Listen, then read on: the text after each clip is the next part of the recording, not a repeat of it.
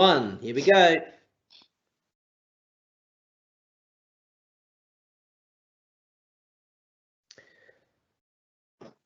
Welcome, everyone, to this week's Trinity Talks, and I'm pleased to say that we have a very different format for today's talk. We are keeping with the times and thought that in line with the epidemic, if you'll excuse the pun, the epidemic of chat show podcasts out there, that we'd have one of our own. Forgive the technical clumsiness as we jump frames. We have our wonderful producer, Marie, hovering in the background, and I'm sure she'll let us know if it isn't working. Thank you, Marie. My name is Conrad Murray. I'm a partner in the corporate team in London, and I'll be co-hosting today's session with Tamila Nkazwe, who joined Trinity many years ago in 2010, showing our age.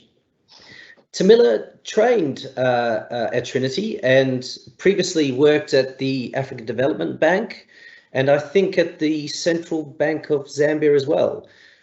Like all of us at Trinity, Tamila's focus is on emerging markets, notably Africa, and she's got broad experience in infrastructure development, particularly on the finance side. Anyway, in case you didn't pick it up, Tamila is the focus of our talk today because she recently completed a one-year secondment at the Eastern and Southern African Trade and Development Bank, otherwise more commonly known as TDB in Kenya. And she's here today to discuss with me an African DFI in-house experience through the lens of an English lawyer, insights and lessons learned. Perhaps before turning to Tamila, I thought I should declare that I have recently also had an in-house experience working as counsel for an IPP developer in Africa. And it's certainly very different to what I had expected. I don't want to steal any of Tamila's thunder, but I thought maybe just to kick things off, I'd add 3 or 4 things that I certainly found very, very different to private practice. I think one was the hours.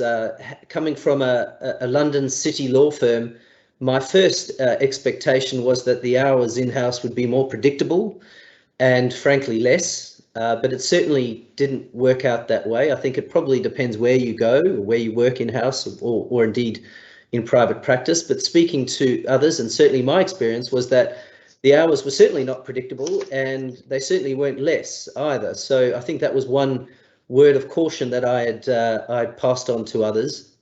A lot of that, I think, was down to travel. I think one of the consequences of working in-house as a lawyer is there, certainly in what I was doing, was there was an expectation to travel more. It's less so as a private practice corporate lawyer to have to travel to your client's business, but certainly for that in-house experience, there was a lot of travel. The other point was you end up being a generalist. I think this is certainly something that is very commonly known. In my corporate practice, you only focus on certain things, but certainly as an in-house lawyer, I found myself doing employment contracts, IP licenses, managing a financing, doing an LCIA arbitration that lasted a couple of years, all very different and disparate things that I certainly wouldn't have done as a private practice corporate lawyer. You certainly get to brief a lot of the work out to other lawyers, but that in itself is very constrained by budgets. You can't outsource everything. I guess that brings me on to my last point before we turn to Tamila, which is that I found that the admin involved in-house was considerably more. And quite interestingly, much of that in-house burden was managing law firms, as it turns out, whether it's new law firms wanting to show off their services, and obviously you can't be rude, so you need to involve everyone that wants to sell their services to you, through to those lawyers that you already have and managing their expectations, negotiating fee deals, procurement processes with law firms, managing the budgets of law firms, their invoices, the list goes on. I felt that that was a significant amount of work involved, and I coming back into private practice, I was very conscious of streamlining the engagement with lawyers, with clients, to make sure that that burden wasn't overly burdensome. Anyway, we're not here to talk too much about that today. As I mentioned earlier, Tamila just spent a year in Nairobi with TDB, and we're here to talk about that. So, Tamila, over to you, perhaps for some context to our listeners. Was the secondment something that you'd always thought about doing, and maybe a bit of background about how it came about? Hi, Conrad. So for me, it's been something that I've wanted to do for a very, very long time.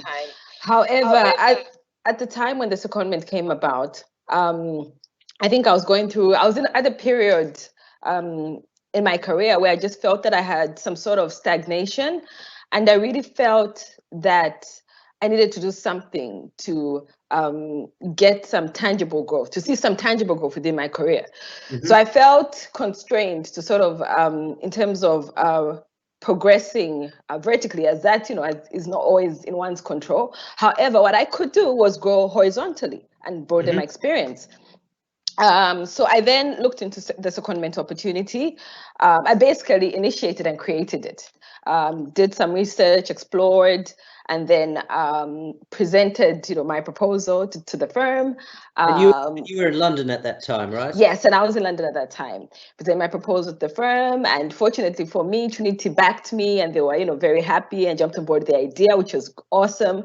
And then after that, I started looking at, our clients who might be interested in having a visitor from Trinity to stay with them for a little while. And so it worked out well. And in the end of the day, it worked out well for TDB, Trinity, and myself, because all of our interests were aligned. Oh, that's good. Tell us a bit about TDB. What sort of institution are they, and what do they get up to in that part of the world? So I think, as most people know, TDB is basically, in my view, the financial arm or the bank for the core market of East and Southern Africa. It is a multilateral development institution which has about, I believe, 22 member states, which hail from not only COMESA, but we also have some states from SADC, from the East African Community.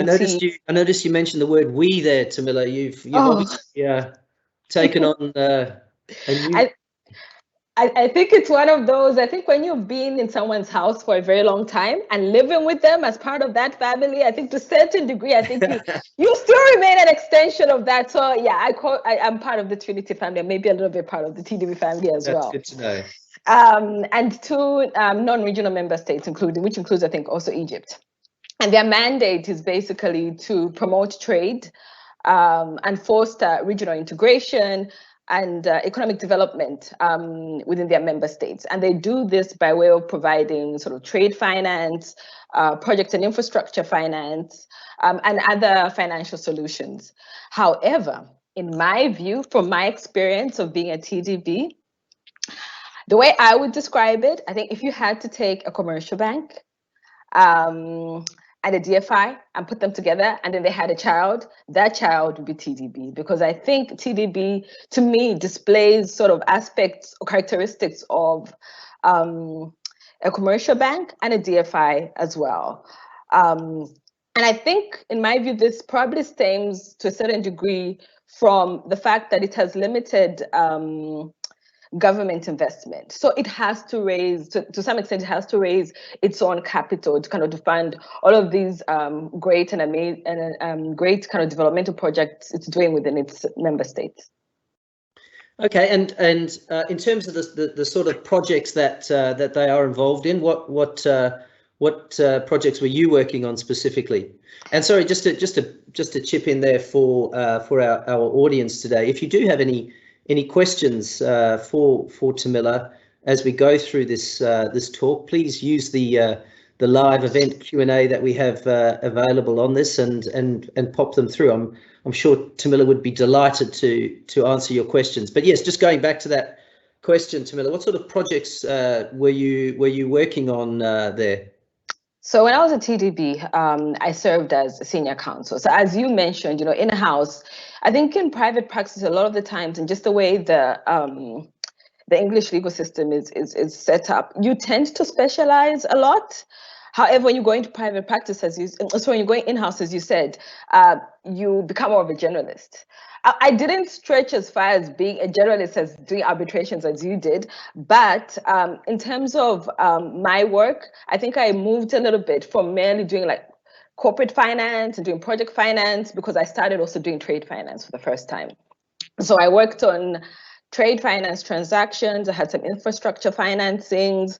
I also worked on a lot of syndications, I guess being a DFI, sometimes they partner a lot with other institutions in that space. So I did that as well.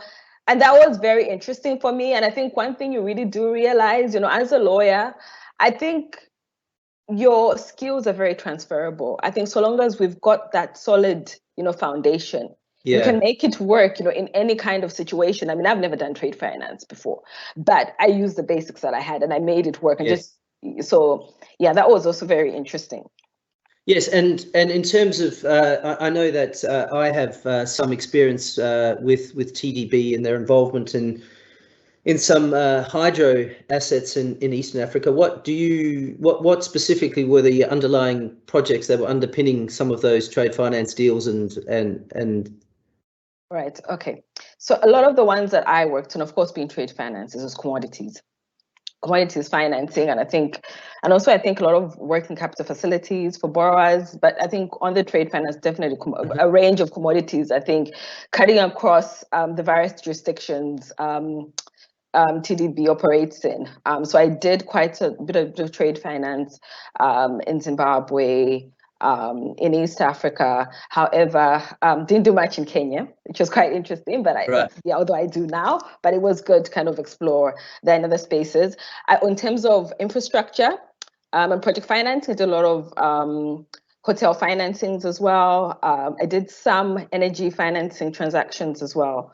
So all of that was very interesting, and mining as well. Okay. And just going back to my original observations at least from my perspective, about the role of in-house versus private practice, there's some of the key differences, at least that I noticed, being a generalist but from your perspective, what were the key differences, I guess, in terms of what you were doing, and how was your day different, I guess, is what I'm asking, between coming into the office in London and going into the office there on a sort of day-to-day basis? What were you doing, on a daily basis compared to what you would do now? Wow, it is very different, actually. But again, I'm probably going to be resonating with a lot of the points you raised. For instance, I think one of the big things for me that I actually have to highlight before I even start talking about day-to-day work was when I got to TDB, somebody very wise in the department told me that... Oh, I thought you were talking about me for a second. No.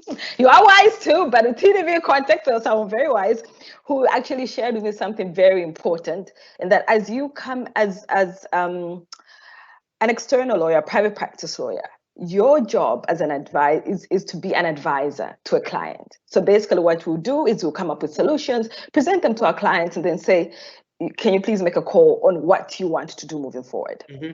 However, the biggest difference with in-house is that your role is to serve as a protector and guardian of the institution. So there are so many times when you're in situations where you're actually asked to make judgment calls and make decisions which are in the best interests of the institution that you're representing. So that was, I think, the biggest difference in terms of the mindset.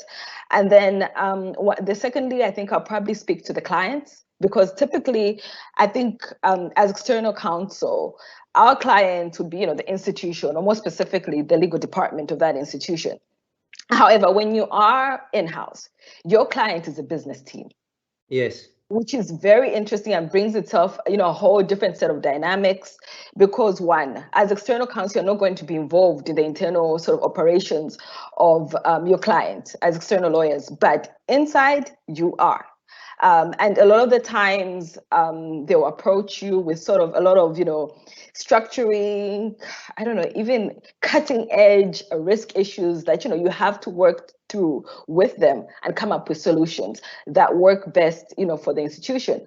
And one thing that I also realized that as an in-house lawyer, you also have to kind of perform some sort of a balancing act because yes, we always want, the law is our number one priority. That's why we're here and that's our job. But at the same time, you have to also take into consideration all the commercial issues and create a balance and come up with a solution that would work, for both the business team and the institution and legal altogether.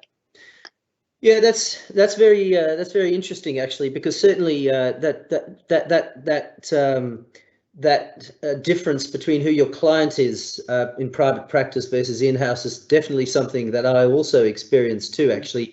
And you find yourself being dragged, I guess, a little more into the commercial side of things than you would as a private practice lawyer. And for what it's worth, my view is that there is a real and I guess deliberate reason to keep lawyers away from the commercial side of things. However, you can be helpful. I guess there's a difference between making a commercial call as against actually helping make the commercial team make those decisions.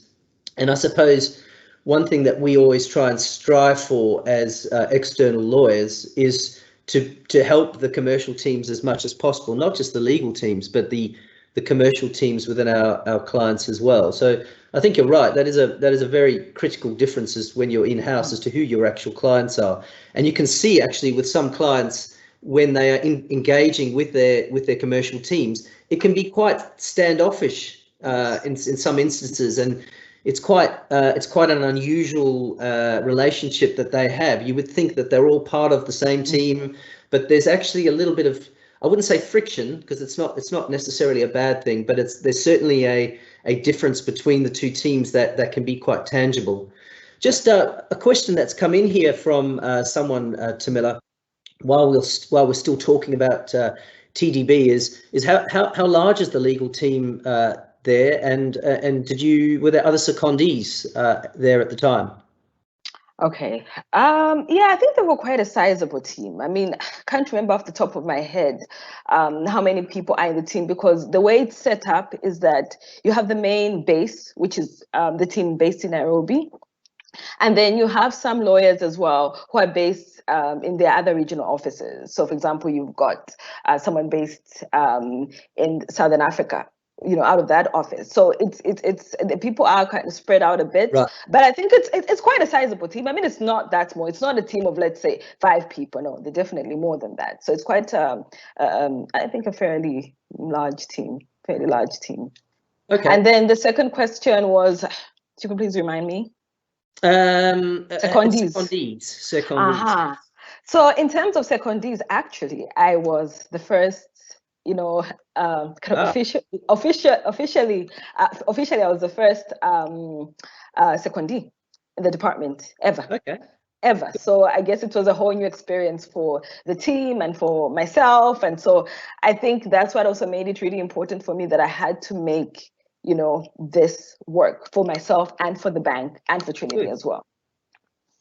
Oh, that's good. And just changing direction slightly, Tamila.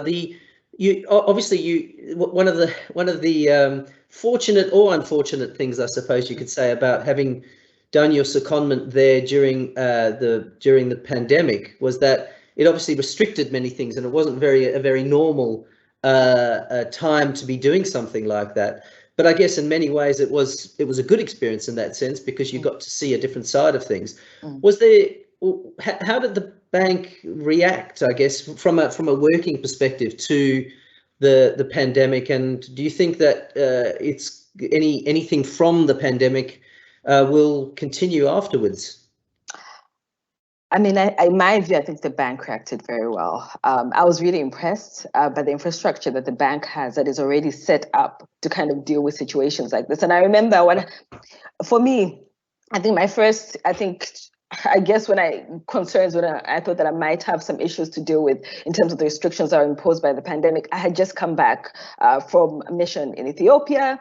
And then I think a day later, there was an announcement from the government saying after that, there's been a case that's now officially been reported, the first case of COVID in the country. And then shortly after that, they introduced restrictions and I think social distancing requirements for people who had just arrived in the countries within, I can't remember how many number of days, and I just come in from Ethiopia. So we had to self-quarantine for like 2 weeks or something like that, which means as I had planned on Monday to go to the office, that that could not happen anymore, because I think when I even went to Ethiopia, I didn't carry all my stuff that I needed to work because I didn't plan to sort of come back from Ethiopia and then stay at home. But however, because TDB, which impressively has digital infrastructure and remote working that's already set up, Monday came along, I just plugged in my, my laptop, connected the system, and I was able to do my work. I think it was very smooth.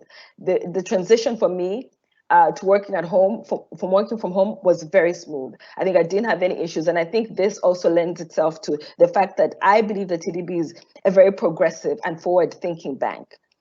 So that's a big positive. The other kind of measures that I've noticed that have come into place, at least in terms of transaction management. Yes. When I think about the onboarding of clients with regards to KYC, for instance, and I think this also speaks to other DFIs because I've seen it as well from other DFIs. Yes. They now have digital platforms that have been set up to manage the whole KYC system, which is good because it reduces, I think, costs, and I think lead times. And back in the days, people would want to see originals. Now you don't need to do that. We can just transfer them digitally, and also risks of the documents falling into the wrong hands. In terms of the due diligence as well, I did see, some changes because typically one would call the institution, for example, TDB would conduct an in-country due diligence, Yes. which is obviously has a lot of benefits. But however, given the current the travel restrictions at the time, the bank shifted to looking at digital desktop DD, which also worked efficiently and well. So when I was there, we had some of those kind of scenarios playing out, which was also a very kind of progressive and a way of kind of like thinking out of the box, just to kind of get the transaction off the ground. Yeah. Virtual signings, of course, as you know, in English law, we've been doing this for a considerable period of time now, and they're generally acceptable. However, as you know, in a lot of jurisdictions, people take comfort in having, an in-person, official signing and signing hard copies. But I've also seen a big shift, actually, not even just only from TDB, but from other DFIs and also just other clients, having this sort of great acceptance of doing, sort of digital and virtual signings. So that's also been something very positive. And also in line with all of these sort of digital sort of platforms they're looking at, I've also seen increased collaborations with local partners. For example, when you're working on transactions, if it was an in-country DDU, of course, the legal department would have wanted to join, the deal team when they conducted the in-country DD. However, because of the restrictions, people can't travel. There's a lot more sort of reliance on local counsel to do some of those checks, to help with some of those, assist with some of those checks. And also, I think also relying on local partners. So if your institution has an in-country office, you then rely on them to do some of on-the-ground checks that maybe people from the head office can't do. Yeah, I was gonna say actually, Tamila, that certainly at the start of the pandemic, one of the interesting things was how the inability to actually be live with someone present was actually affecting many of the deals that we were trying to close, and it certainly loosened over time in terms of everyone's expectations. So I certainly hope that some of those lessons will sort of crack the old traditional ways of doing things. I should say, though, as a word of caution, that there is a danger, and it's a caution for everyone that's listening, that is in the process or involved in closing deals. Is we had a very real experience recently where final documents were exchanged as being the final signed versions of the documents, but through an administrative, I guess, error during the final closings of the transaction, a final schedule hadn't been included in the document, and it would certainly have been picked up had the deal been done live, if you like, and in person, but it wasn't through the exchange of emails and the way things are done now. And I wouldn't say that it's a laziness that's crept in, because that's not the right word, but there's certainly a much more room for error in a bias in thinking that the documents that are being emailed to you are the real version or the true version of things. And so it got picked up, fortunately, and it was corrected, and everyone was, cooperative in sorting the problem out. The issue was that if it hadn't been picked up and the schedule came into being or came into dispute in 2 or 3 years later, it would have caused some issues. So certainly one of the warnings from the pandemic is to make sure that those disciplines, I guess, that we've always had as lawyers still continue through a more virtual reality as well. Yeah. Tamila, sorry, just to jump back quickly a step, we've had another question come in from someone who unfortunately missed the first few minutes, but and feel free to say that you're not able to answer this question just yet, but maybe later in the talk. But given that you've worked at AFDB now and TDB, what would you say the two differences were between the two? Wow, actually, that is a very interesting question. Yeah, I think. Yeah, go ahead if you want to answer that question now. Yeah, I mean, I guess I probably haven't pondered on it a lot, kind of do like for like comparison. But I think even just within the institutions, I think they are very different. I don't even know where you can start to compare, because even just when you look at AFDB is Africa-wide, right? So it covers the whole continent. Its balance sheet is much bigger. Yes. So again, which also gives it that kind of flexibility to kind of get involved in, take more risks, get involved in much bigger projects, give more. I think what I've seen also a lot of, I suppose, concessional loans, which I'm speaking to just FDB as well. I think given the fact that it's Africa-wide, probably has a lot more presence in a lot of different, countries, whereas TDB is very different. Like I said, TDB is very much a hybrid. I mean, I see a hybrid in my view, where I think FDB for me would be a lot more of the traditional DFI, as it were, because as I said, and I think that is probably the key difference. I agree with you there. I think you're right. It's it does they are, just by their very nature, I guess, very, very different. All aiming for the same purpose, I guess, but institutionally quite different in that sense. So I guess it would affect the day-to-day working experience as well. I suppose just on that point, Tamila, just looking back on the 12 months and the experience, what do you think would be your key takeaways, I guess, more generically or specifically? Okay, so I think those are my key takeaways. I would break them down into two categories. So firstly, so there are twofold. Firstly, from a private practice lawyer's perspective, I think it's definitely, I think as a secondment definitely contributes to deepening and strengthening relationships with clients. And I think we've seen that, following my secondment at TDB and the interactions we've had with TDB since then. I think when you're in someone who, I'm going to call it someone's house, visiting for a year, I think you build relationships and almost an accord organically develops with that institution that is not necessarily severed when you leave the institution. You somehow remain, like I said earlier, an extension of that institution. Like for me right now, I feel like I've become part of the family in a way that as an external lawyer advising your client, you wouldn't, unless you've actually been in their house, lived with them. You have a different kind of understanding, I think, on both sides, because it is a symbiotic relationship. I guess you, sorry to interrupt, I was going to say, I guess you get to understand the personalities involved as well, and provided those personalities remain in those positions, you get to understand how they think and how they work. Yes, and I think that adds a lot of value, which is the second thing that I was going to say. I think it filters into my second point, in that having that relationship, understanding the institution, its mandate, its operations, and I think, and its operations, understanding the culture, understanding the expectations of us, as external counsel, it really has a defining impact on the services you provide to the client. Sure. And yes. on a positive note, it puts us in a position, because we now know each other and we understand them.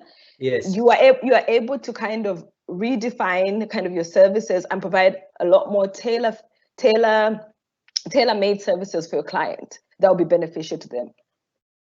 No, that makes a lot of sense. I mean, even if I look back to my experience with the IPP developer that I worked with, certainly understanding the individuals involved was helpful. But I think, but also just the way in which the organization approves things, for example, just simple things like that, how it goes through the board, what sort of credit committee requirements are, how they need to tailor their reports, and how the legal advice, I guess, works in with that particular client's requirements. I know that from my experience, we had many projects that did or didn't go ahead, for example, for a number of reasons, and it's very hard as an external lawyer to always get direction or understand at least why that project didn't go ahead.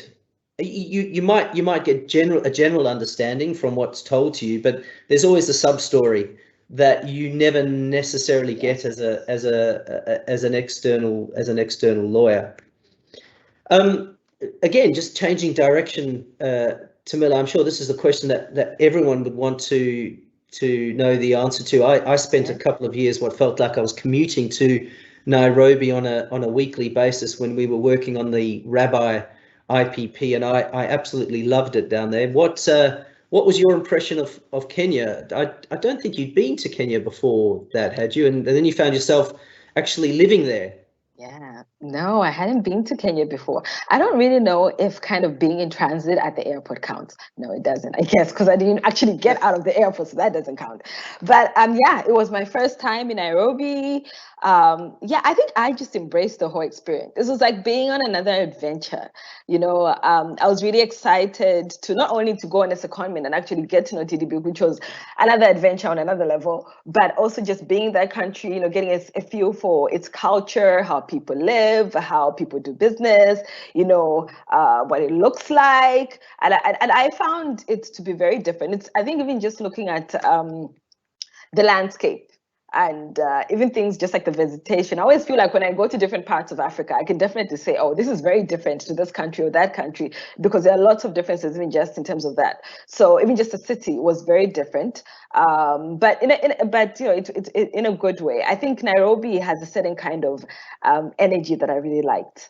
Everything is always on the go. There's so much to do, and I also like the fact that Nairobi is a big hub for East Africa. So I think as a result of that, you have a lot of international organizations there, a lot of people from different parts of the continent grouped there, and also from outside Africa. So I feel like it's one of the cultural sort of melting pots of Africa. Hubs. And for me, because I consider myself a culturally diverse person, so I really thrive in those sorts of environments. So I enjoyed it, and I think for also people who like creature comforts. Okay, I do, so I'm confessing, I do. So creature comforts. Yes, so I was very comfortable in Nairobi. I had everything I needed, and it's also because it's somewhat central. It's quite the traveling distance. Say you want to go to Southern Africa, or you want to go to other East African countries, or you just travel back to London.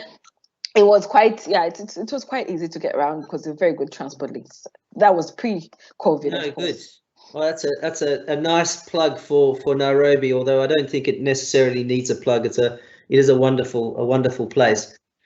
Tamila, I just wanted to end, I guess, very quickly on a bit of a plug for what you've been involved in at Trinity on the side. I know that you've worked quite heavily on some initiatives that Trinity or indeed yourself have been working on, and I thought that maybe it's a good chance to let the listeners know about what you've worked on.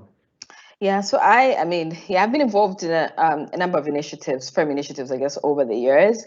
But I just want to highlight a few that I'm also really interesting, and a few new initiatives that I've been involved in. So recently, Trinity has partnered with aspiring solicitors as part of its wider diversity and inclusion initiative. So basically, aspiring solicitors and Trinity have set up this mentorship program with the primary focus on emerging markets. And the aim of the program is to sort of promote the representation of a lot more lawyers from disadvantaged backgrounds in the legal system within the UK. And basically, I've been serving as a mentor on that program, which has been great. It's been a great opportunity to share my own experience, learn from the mentees, learn about the mentees' experience, and just to engage and also just to encourage them on this journey that they're about to embark on, which is a journey to becoming solicitors, because our particular program was primarily targeted at university law students.